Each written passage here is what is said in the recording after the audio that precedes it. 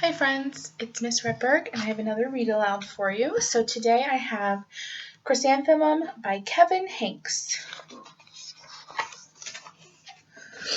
The day she was born was the happiest day in her parents' lives. "She's perfect," said her mother. "Absolutely," said her father. And she was. She was absolutely perfect. "Her name must be everything she is," said her mother. "Her name must be absolutely perfect," said her father. And it was. Chrysanthemum. Her parents named her Chrysanthemum. Chrysanthemum grew and grew and grew, and when she was old enough to appreciate it, Chrysanthemum loved her name. She loved the way it sounded when her mother woke her up. She loved the way it sounded when her father called her for dinner. And she loved the way it sounded when she whispered it to herself in the bathroom mirror. Chrysanthemum, Chrysanthemum, Chrysanthemum. Chrysanthemum loved the way her name looked when it was written with ink on an envelope. She loved the way it looked when it was written with icing on her birthday cake. And she loved the way it looked when she wrote it herself with her fat orange crayon. Chrysanthemum, Chrysanthemum, Chrysanthemum. Chrysanthemum thought her new name was absolutely perfect. And then she started school. On the first day, Chrysanthemum wore her sunniest dress and her brightest smile. She ran all the way. "Hooray!" said Chrysanthemum. "School!" But when Mrs. Chudd took roll call, everyone giggled upon hearing Chrysanthemum's name. "It's so long," said Joe. "It scarcely fits on your name tag," said Rita, pointing. "I'm named after my grandmother," said Victoria. "You're named after a flower."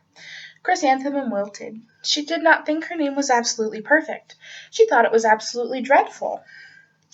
The rest of the day was not much better. During nap time, Victoria raised her hand and informed Mrs. Chudd that Chrysanthemum's name was spelled with 13 letters. "That's exactly half as many letters as there are in the entire alphabet," Victoria explained. "Thank you for sharing that with us, Victoria," said Mrs. Chudd. "Now put your head down." "If I had a name like yours, I'd change it," Victoria said, as the students lined up to go home. "I wish I could," thought Chrysanthemum miserably. "Welcome home," said her mother. "Welcome home," said her father. "School is no place for me," said Chrysanthemum. "My name is too long. It scarcely fits on my name tag. And I'm named after a flower." "Oh, pish," said her mother. "Your name is beautiful, and precious and priceless and fascinating and winsome," said her father. "It's everything you are," said her mother. "Absolutely perfect," said her father. Chrysanthemum felt much better after her favorite dinner, macaroni and cheese with ketchup, and an evening filled with hugs and kisses, and parcheesi. That night Chrysanthemum dreamed that her name was Jane. It was an extremely pleasant dream. The next morning Chrysanthemum wore her most comfortable jumper. She walked to school as slowly as she could. She dragged her feet in the dirt. "Chrysanthemum, Chrysanthemum, Chrysanthemum," she wrote. "She even looks like a flower," said Victoria, as Chrysanthemum entered the playground. "Let's pick her," said Rita, pointing. "Let's smell her," said Joe. Chrysanthemum wilted. She did not think her name was absolutely perfect. She thought it was absolutely dreadful. The rest of the day was not much better. During nap time, Victoria raised her hand and said, "A chrysanthemum is a flower. It lives in a garden with worms and other dirty things." "Thank you for sharing that with us, Victoria," said Mrs. Chudd. "Now put your head down."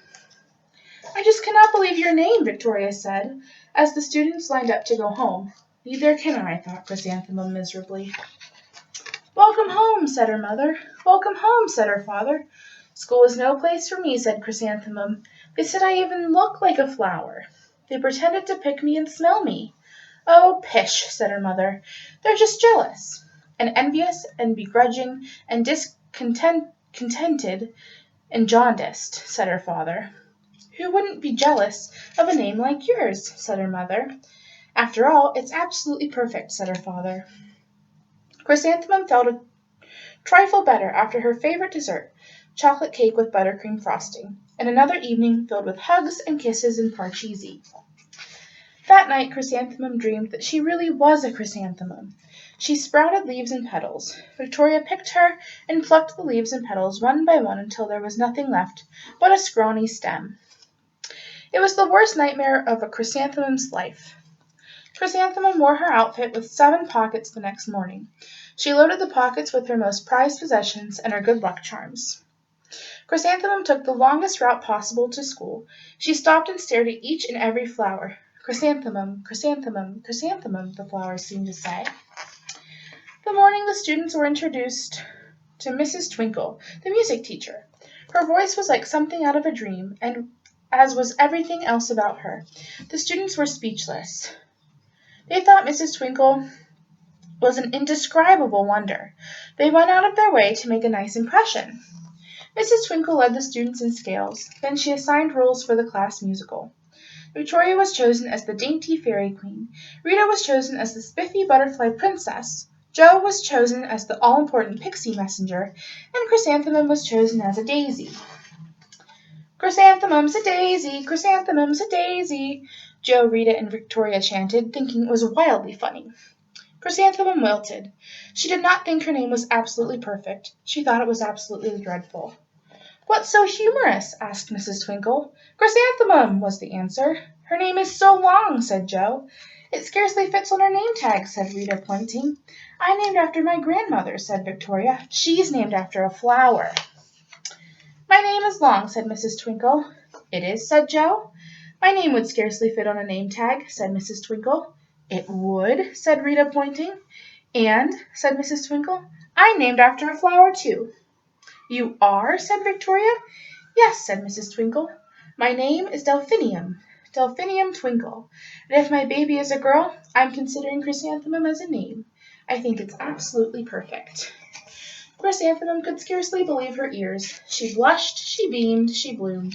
Chrysanthemum, chrysanthemum, chrysanthemum. Jo, Rita, and Victoria looked at Chrysanthemum longingly. "Call me Marigold," said Jo. "I'm Carnation," said Rita, pointing. "My name is Lily of the Valley," said Victoria. Chrysanthemum did not think her name was absolutely perfect. She knew it. The end. Have a great day, friends.